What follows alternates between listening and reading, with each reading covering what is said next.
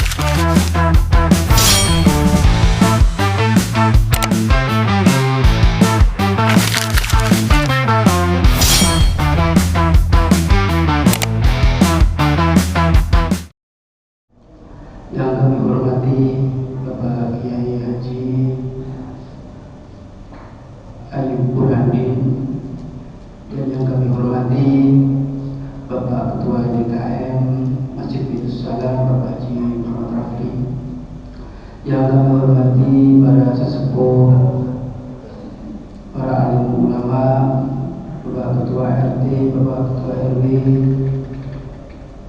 Bapak, Ibu-ibu jemaah Masjid Bintus Salam. Mungkin itu saja yang pada kolektif ini. Kami persilakan pada Bapak Kiai Ustadz Aibul Hamidin, kami persilakan.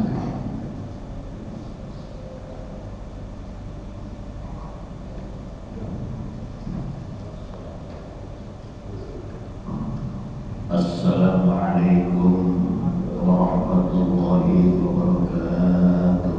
Waalaikumsalam. Inna Allaha wa malaikatahu yusalluna 'alan nabi. Ya ayyuhalladzina amanu sallu 'alaihi wa sallimu taslima. Allahumma salli wa sallim wa barik 'alaihi.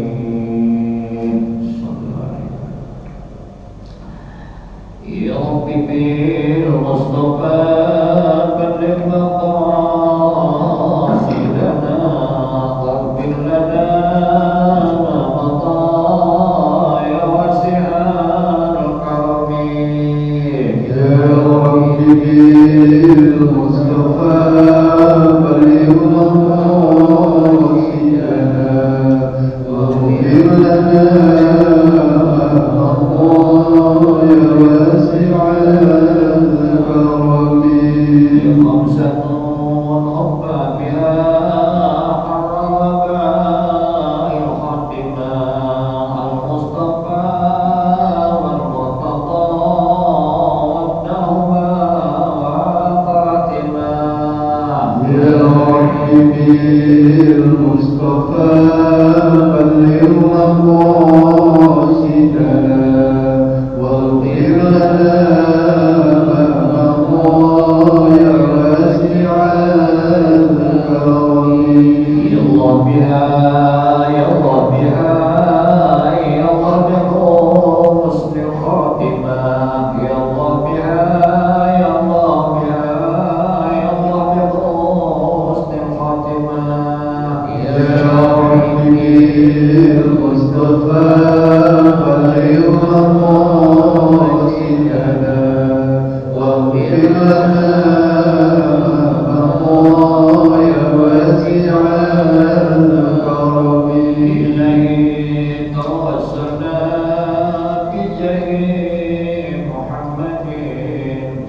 الرفيق لمن يرضى كأنها هذا الزمان يا رفيقي المصطفى بلغ مقاصدنا واغفر لنا ما مضى يا واسع الكرم. أستغفر الله العظيم أستغفر الله العظيم أستغفر الله العظيم إن الله غفور رحيم يا ربي المصطفى بلغ مقاصدنا واغفر لنا ما مضى يا واسع الكرم. اللهم صل وسلم وبارك عليه.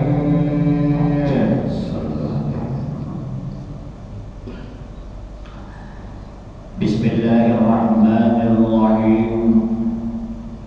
الحمد لله الذي جعل شهر رجب من قصة الإسراء والمعراج.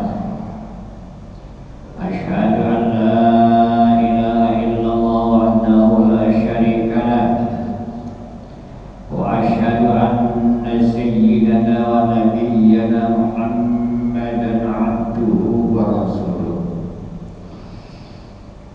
اللهم صل وسلم وبارك على سيدنا ومولانا محمد وعلى آله وأصحابه أجمعين. أما بعد، فقد قال الله تعالى في كتابه الكريم: أعوذ بالله من الشيطان الرجيم. بسم الله الرحمن الرحيم.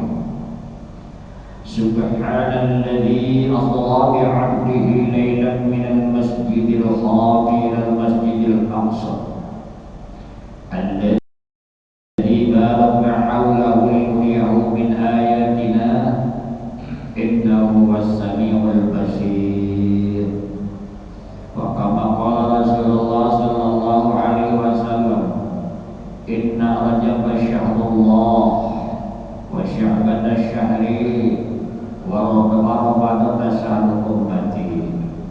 رجب لتطهير البدن وشعبان لتطهير القلب ورمضان لتطهير الروح. صدق الله العظيم وصدق رسوله الكريم. Ma'asyiral muslimin, para jamaah Masjid Baitul Salam yang semoga sama-sama dirahmati dan diberkahi oleh Allah. Terlebih dahulu mari kita panjatkan puji dan syukur kehadiran Allah Subhanahu wa taala yang Maha Pengasih, Maha Penyayang, Maha Pengampun. Alhamdulillah berkat hidayah taufik dan hidayahnya disertai nikmat iman dan Islam, nikmat sehat panjang umur, sehingga kita bisa melangkahkan kedua kaki kita menuju masjid yang mulia ini dalam rangka untuk menunaikan ibadah sholat subuh berjamaah. Kemudian salawat dan salam semoga Allah limpahkan kepada junjungan Nabi besar Muhammad sallallahu alaihi wasallam beserta keluarga dan para sahabatnya dan para pengikutnya. Para hadirin jamaah taklim yang semoga sama-sama dirahmati oleh Allah. Waktu terus berlalu, hari terus berganti, bulan terus berputar, sehingga kita ini tinggal beberapa hari lagi atau seminggu, kurang lebih seminggu lagi kita akan memasuki bulan Rajab. Bulan Rajab. Di bulan Rajab inilah ada sesuatu, ya, sesuatu yang benar-benar diijabah oleh Allah Subhanahu wa taala doanya, ya. Apa yang akan diadakan di bulan Rajab? Akan diisrokan dan dimi'rajkan Nabi Muhammad sallallahu alaihi wasallam. Menurut pendapat para ahli sebab Nabi Muhammad mau diisrokan dan dimi'rajkan itu ada 3 pendapat. Di antaranya pendapat yang pertama adalah karena ia akan diserahi tugas kewajiban untuk melakukan sholat yang 5 waktu, yaitu sehari semalam seperti sholat zuhur, asar, maghrib, isya dan subuh. Sebelum Nabi Muhammad lahir tidak ada perintah sholat yang 5 waktu ini. Nah, jadi dengan adanya Rasulullah Sallallahu Alaihi Wasallam, kemudian Allah Subhanahu Wa Taala akan memanggil Nabi Muhammad SAW. Nah, yaitu akan diberi tugas kewajiban ibadah, yaitu sholat.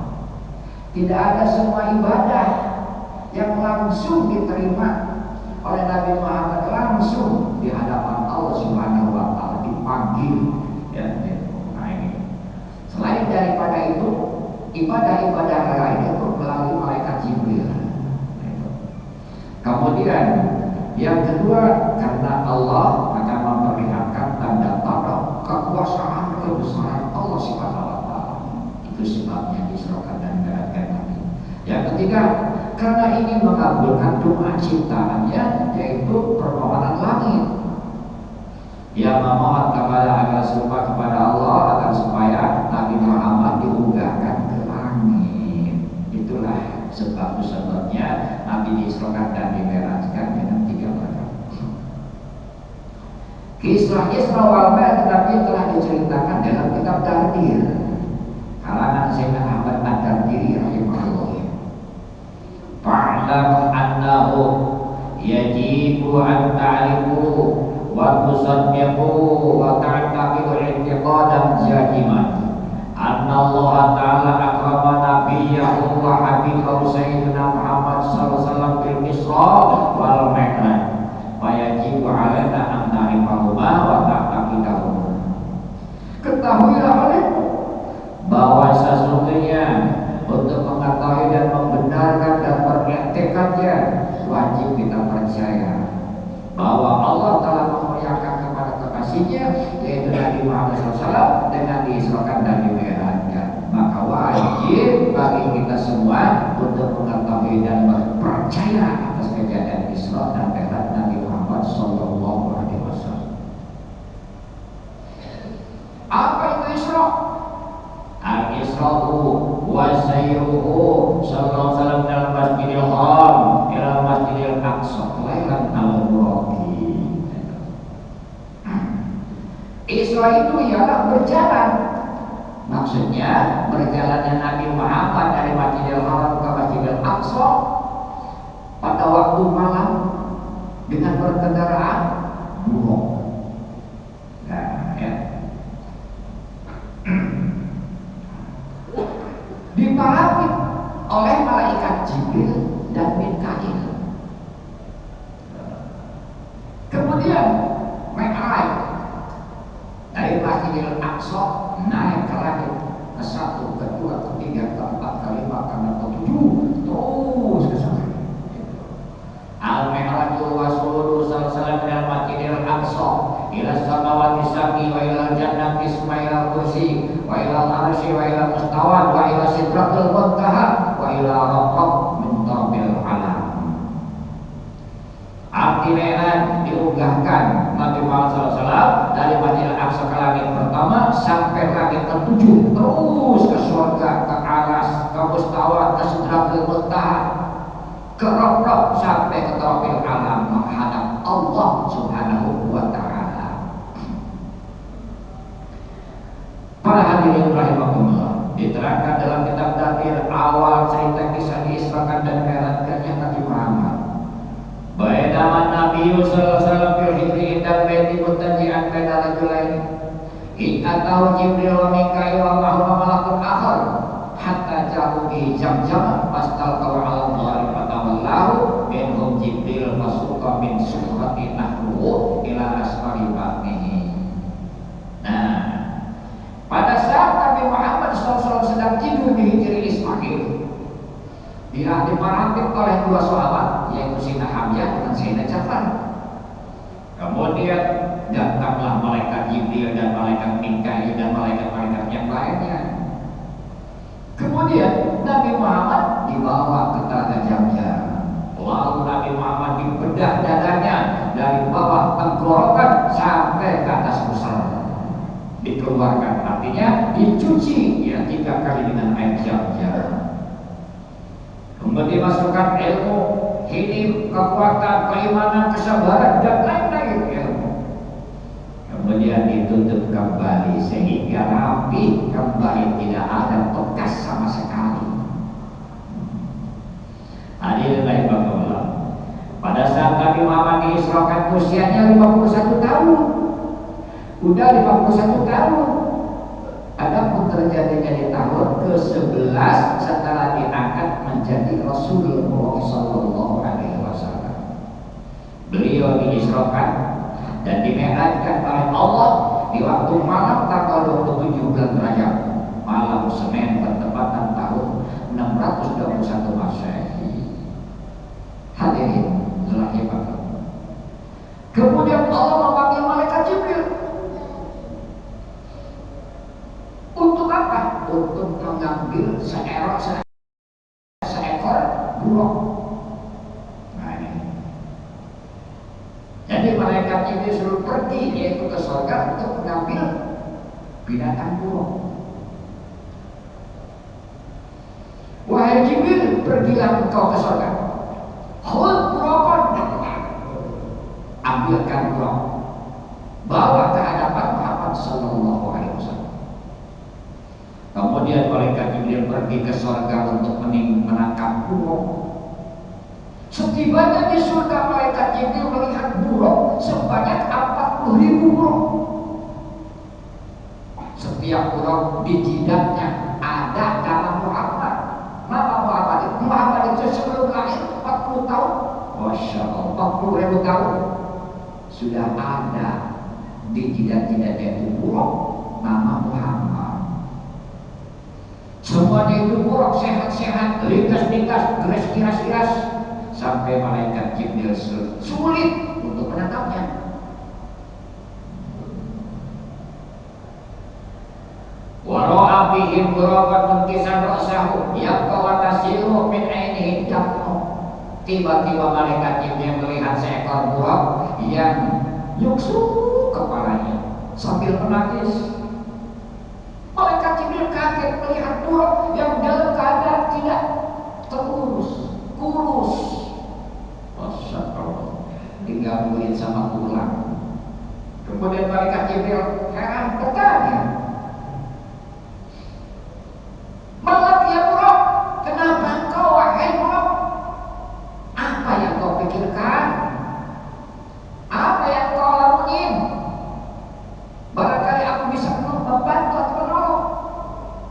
Kemudian burung menjawab, "Ya Jibril, inni sami'tu arba'ina alfa sanatin ismi Muhammad wa qa'a bi qalbi sahibi hadzal ismi wa asyaqtuhu wa ba'da dzalika lam ahtad yaqta'am wa sarabil matartu minari ismi."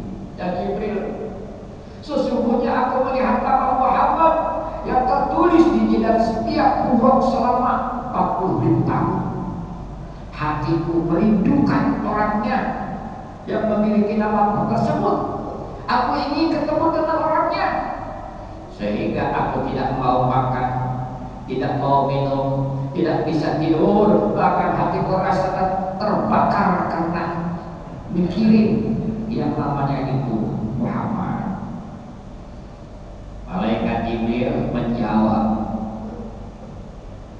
"Sebetulnya aku kemarin diutus oleh Allah Subhanahu wa taala untuk menangkap seekor burung supaya dibawa ke hadapan Muhammad yang sedang menanti di dunia sekarang ini."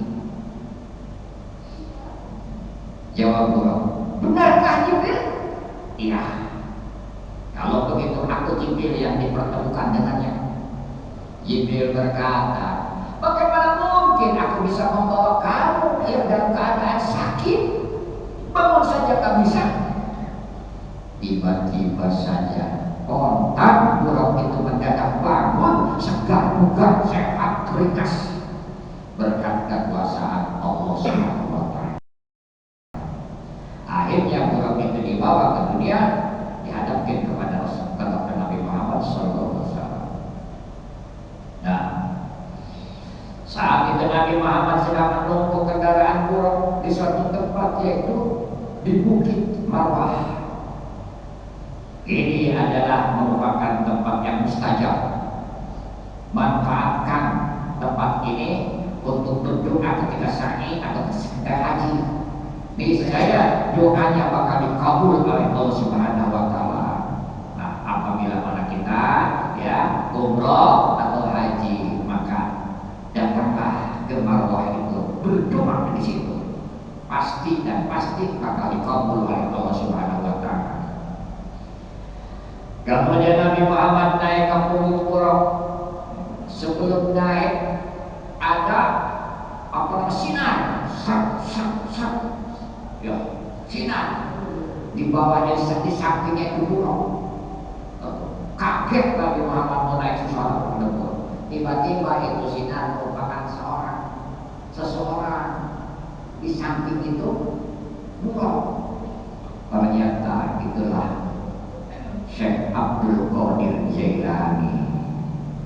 Baru suruh naik ke punggung itu orang, ke atapnya, terus naik ke punggung buruk. Kemudian dari naik ke punggung buruk dikawal oleh malaikat Jibril dan Mikail. Malaikat Jibril sebelah kanan, malaikat Mikail sebelah kiri. Hadirin rahimahullah. Binatang buruk itu adalah makhluk surga. Bulunya putih, kakinya 4, ya, punya sayap, bentuk badannya seperti kuda, mukanya seperti muka manusia. Ya, ini larinya cepat bagaikan kilat. Di dunia juga ada buruk. Kalian tahu buruk di dunia? Pak, buruk di dunia kalian tahu? Ada. Ibu-ibu pakai underwear.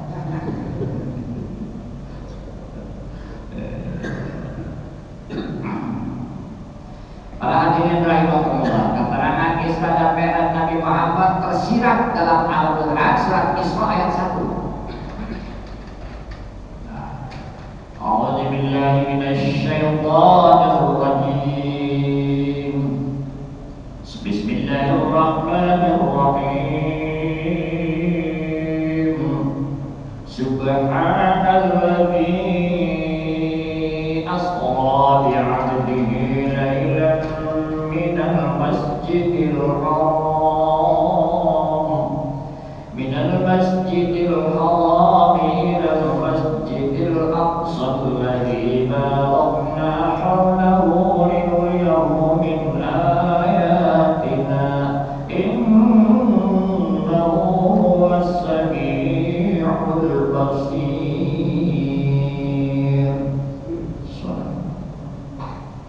Artinya Maha suci Allah yang telah menjalankan hambanya, yaitu Nabi Muhammad, pada suatu malam dari Masjidil Haram ke Masjidil Aqsa yang telah Allah berkahi sekelilingnya, untuk Allah perlihatkan tanda-tanda kebesarannya dan kekuasaannya.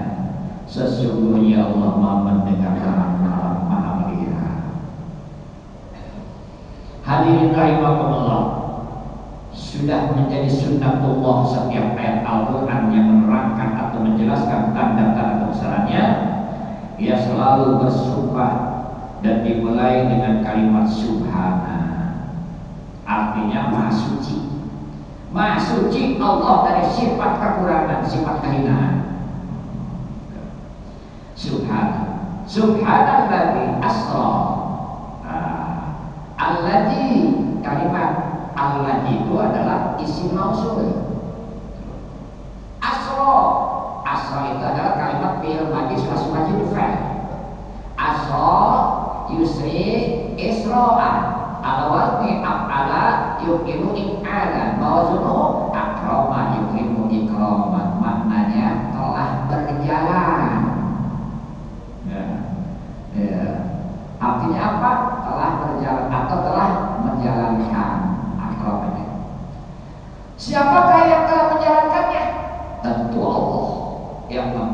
kehendak, bukan Nabi Muhammad, tapi Allah yang mempunyai kehendak, dan Allah yang mempunyai kekuasaan, dan Allah yang mempunyai sifat kudrat dan iradah. Maha kuasa, maha kehendak. Kemudian kalimat bi'abdihi, subhanallah bi'asra bi'abdihi. Huruf ba-nya huruf jar bimana kelawan, tapi di sini ba-nya itu bimana hilang. Atau kalimat abdi, kalimat abdi itu isi mufrad bimana hamba.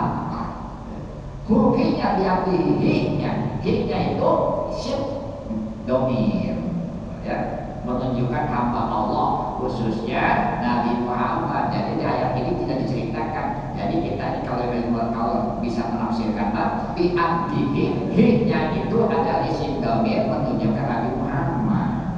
Ya, salah ada yang begitu merangkap jasad ya ruh. Jadi jasad dan ruh. Apa sih? Ya jasadnya ya ruhnya. Jadi Nabi Muhammad diisrakan bukan hanya ruhnya,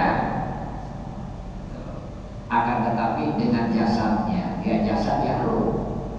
Kalau ruhnya doang, itu namanya mimpi. Kalau jasadnya doang, itu namanya setan. Kemudian kalimat lailan, bi'abdihi lailan. Ya, ini lailan ini kalimat isim mufrad, maknanya satu lailan itu. Menandakan Nabi Muhammad SAW Isra dan Mi'raj hanya satu malam. Dari Masjidil Haram ke Masjidil Aqsa naik ke langit, oh satu malam. Berangkat Isya, waktu Isya, sebelum subuh sudah pulang lagi. Dengan kalimat inilah banyak orang-orang yang tidak percaya atas kejadian peristiwa Isra Mi'raj Nabi. Tidak percaya satu malam. Tapi memang kalau diukur dengan akal jelas tidak akan percaya. Tapi kalau diukur dengan iman pasti percaya. Karena yang menjalankan siapa? Yang menjalankannya adalah Allah Subhanahu wa Ta'ala.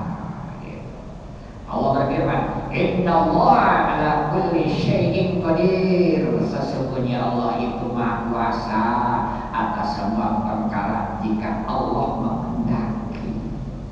Di dalam surat Yasin terangkan lagi, innama amruhu idza arada syai'an ay yaqula kun fayakun. Sesungguhnya apabila Allah menghendaki sesuatu urusan, dia hanya cukup mengucap kalimat kun fayakun.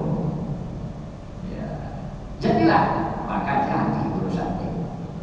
Allah Subhanahu wa Ta'ala. Sesungguhnya apabila Allah menghendaki sesuatu urusan, dia hanya cukup tadi mengucapkan kun aja. Jadi kejadian Isra dan Mi'raj itu merupakan kehendak Allah Subhanahu wa Ta'ala, bukan kehendak Nabi. Allah yang punya kehendak. Kemudian apa? Kalimat minal masjidil haram ilal masjidil aqsa. Isra Nabi dimulai dari Masjidil Haram yang terletak di negeri Mekah menuju Masjidil Aqsa yang terletak di negeri Palestina. Menurut cerita perjalanan Nabi dari Masjidil Haram ke Masjidil Aqsa itu jauhnya jauh. Kalau ditempuh dengan kendaraan onta itu memakan waktu 2 bulan pepek pulang pergi. 2 bulan dari Masjidil Haram ke Masjidil Aqsa. Berarti itu 2 bulan. Adapun Masjidil Aqsa disebut juga Baitul Maqdis. Ini merupakan tempat yang bersejarah bagi kaum muslimin yang berada di seluruh dunia. Kalau di Masjidil Haram yaitu ada Baitullah. Kalau di Masjidil Aqsa ada Baitul Maqdis atau Baitul Muqaddas. Baitul Maqdis pernah dijadikan kiblat dulu, tidak sholat selama 16 bulan dalam tahun kedua Hijriah. Kemudian turun ayat perintah untuk pindah menghadap ke Baitullah. Itulah caranya kita ini menghadap pertama 16 bulan selamanya sholat kita ini menghadapnya ke sana, ke Baitul Maqdis. Turun ayat dari Subhanahu wa Ta'ala, ya. Jadi kita sekarang ini menghadap kiblat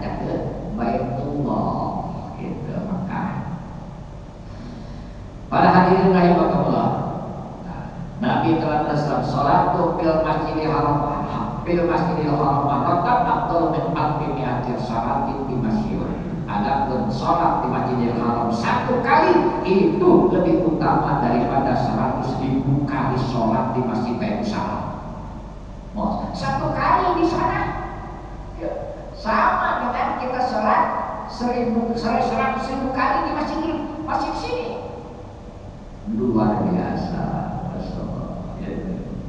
Sholat di Masjidil Nabawi marratan afdalu min alfi sholatin fi masjid illa bil Masjidil Haram. Adapun sholat di masjid aku, yakni di Masjid Nabawi, yaitu di Madinah, satu kali itu lebih utama daripada sholat 1000 kali di Masjid Baitul Salam. Wassalatu fil Masjidil Aqsa marratan afdalu min 50 mi'atan sholatin fi masjid. Bagaimana kalau sholat di Masjid Aqsa? Adapun sholat Masjid Aqsa satu kali itu lebih utama daripada sholat 500 kali di Masjid Baitul Salam. Masya Allah, luar biasa. Utama-utamanya kita sholat di masjid. Nah, beruntung kalau kita ini ada nasib untuk pergi ke tanah suci, ya, ke Masjidil Aqsa, ke Masjidil Haram, ke Masjidil Aqsa. Pasti kalau kita istilahnya ke Mekah, itu pasti sholat di Masjidil Haram dan Masjid Nabawi. Hadirin rahimakumullah, saat-saatnya Nabi berangkat Isra Mi'raj bersama malaikat Jibril dan Mikail menuju Baitul Maqdis.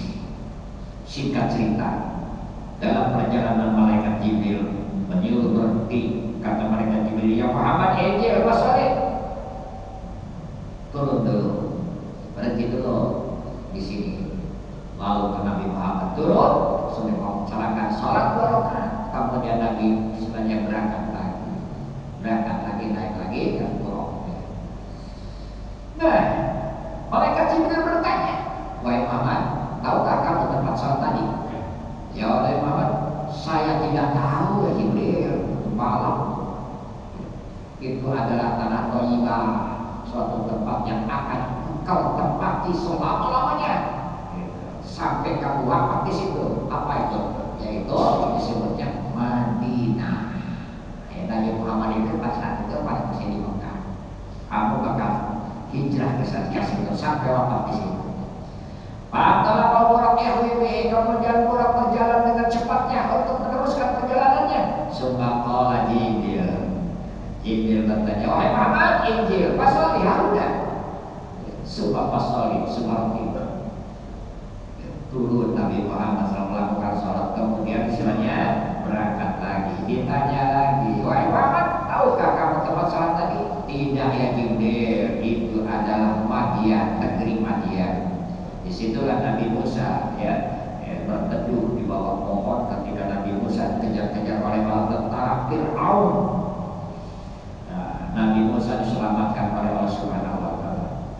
Adapun Fir'aun beserta bala tentaranya mati terendam laut, tadi ayat laut. Fatalah kalau yang ini semua Jibril, "Ya Muhammad, Injil pasal 5 turunlah sekarang ini, sholatlah 2 rakaat." Jibril bertanya, "Muhammad, turun kamu di sini?" Ya gitu. Lalu setelah beres, Nabi Muhammad ditanya, "Tahukah kamu sholat tempat tadi?" "Tidak Jibril, tempat sholat tadi itu adalah Bukit Turisina, tempat bekas Allah berkata-kata dengan Nabi Musa alaihissalam." Semua benar-benar dan memandang Allah usul Syam. Kemudian tibalah ke suatu tempat yang disebut negeri Syam. Lalu Nabi Muhammad disuruh sholat 2 rakaat lagi, lalu melakukannya. Kemudian Jibril bertanya, "Wahai Muhammad, tahukah kamu tempat sholat tadi?" "Tidak ya Jibril, tempat sholat tadi itu ialah Baitul Lahmi." Bethlehem. Tempat apa? Tempat dilahirkannya Nabi Isa alaihissalam, yaitu putra Siti Maryam. Masya Allah. Dari Baitul Lahmi Buraq melaju dengan kencang menuju Baitul Maqdis atau Masjidil Haram. Di perjalanan, sepanjang perjalanan Nabi diperlihatkan kepada macam-macam kaum. Masya Allah, sampai ke Masjidil Aqsa. Masya Allah. Para hadirin, bapak-bapak, para jamaah sekalian, karena kisah Isra Mi'raj ini panjang, belum naik, belum sampai ke Masjidil Aqsa karena waktu sudah hampir siang. Cukup sekian, suatu saat kami pengen dilanjutkan. Ini harus khusus ya, harus khusus kita cerita atau menerangkan tentang sejarah Isra wal Mi'raj Nabi Muhammad Sallallahu Alaihi Wasallam. Cukup sampai di sini dulu. Insya Allah suatu saat kalau dibutuhkan kita mengadakan acara Isra wal Mi'raj khusus menerangkan tentang Isra wal Mi'raj Nabi Muhammad Sallallahu Alaihi Wasallam. Baik, terima kasih Bapak Kiai. Sebelum ditutup ada pertanyaan Bapak Ibu semuanya mengenai perjalanan Nabi. Ya Pak Ustaz, mau tanya Ustaz, bahwasanya pusat untuk beribadah itu di Makkah, ya, di perjalanan Nabi dari Makkah ke Madinah. Pertanyaan adalah kenapa kita sholat itu menghadap ke kiblat? Ya pun kalau di perjalanan itu juga fleksibel dalam arti kita mengikuti bahwa sholat itu juga wajib, tapi kenapa kita menghadap ke kiblat? Ya, itulah sejarahnya kita sholat dianjurkan Pak ke Mekah, itu kalau di ke kiblat, bukan ke barat. Jadi kebanyakan sholat kadang-kadang menghadap ke barat. Maka kita harus tahu kiblat itu antara barat dengan utara. Letaknya Masjidil Haram ya, bukan kiblat kita. Antara barat dengan utara, miring ke sana. Itu wajib. Siapa orang yang sholat menghadap ke barat tidak sah. Makanya kalau ini kebanyakan sholat di rumah. Kalau sholat di rumah kadang-kadang menghadap ke barat. Apalagi ibu-ibu. Oh, ya. Makanya kali bikin kompas, pakai kompas, ini sebenarnya sono. Itu masya Allah, khawatir kali kita ini percuma saja ibadah nanti di sana. Ibadahnya marahnya, sholatnya marahnya, tapi karena tidak tepat, syarat rukun dan bakannya tidak ngerti, kalau tidak dipikir, udah nantinya kita ini sia-sia. Makanya ini penting ngaji fikih sebetulnya, ya.